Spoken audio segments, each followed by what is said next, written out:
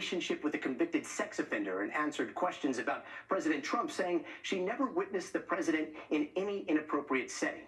Maxwell also saying she does not believe Epstein died by suicide, and all of it part of the transcripts and audio recordings released tonight from Maxwell's two-day interview last month with Deputy Attorney General Todd Blanche.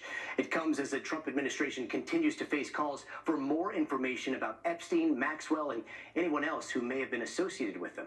Gabe Gutierrez starts us off tonight. Tonight, Ghislaine Maxwell in her own words. I never witnessed the president in any inappropriate setting in any way. Describing her interactions with President Trump decades ago. The president was never inappropriate with anybody. In the times that I was with him, he was a gentleman in all respects. She also says she does not believe former President Clinton did anything inappropriate either, while interacting with Jeffrey Epstein, who would later become a convicted sex offender. President Clinton was my friend, not Epstein. Over 2 days last month, Maxwell spoke with Deputy Attorney General Todd Blanche, who was once one of President Trump's personal lawyers. You meeting with us today, we're really just meeting.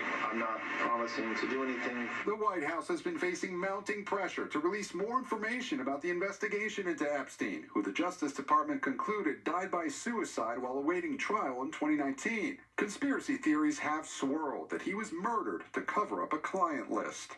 Did you know of the existence of any such list? There is no list.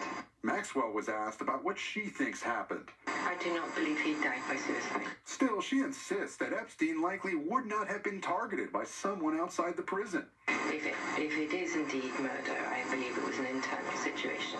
Maxwell's serving 20 years as Epstein's co-conspirator in the sex trafficking of young women, though her attorney says she's innocent. Also today, the Justice Department turned over the first batch of its Epstein files to Congress to a subpoena. I'm in support of keeping it open.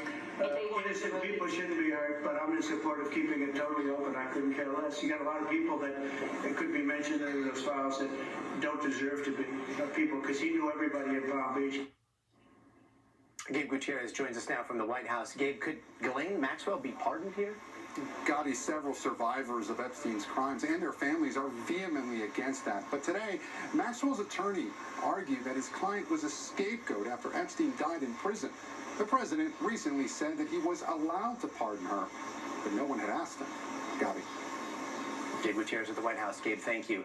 Now to the New York, where officials tour bus with more than 50 people on board lost control and rolled over into a ditch after a trip to Niagara Falls. Some passengers ejected, and there is a desperate effort to rescue others who were trapped. Here's Sam Brock.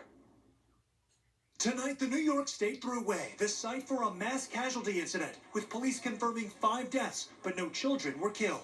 State police confirming this tour bus that was laying on its passenger side about 30 miles outside Buffalo crashed in the middle of the day, returning to New York City from Niagara Falls, after they say the driver lost control, went into the median, and overcorrected into a ditch. We have multiple fatalities, multiple entrapments, and multiple injuries.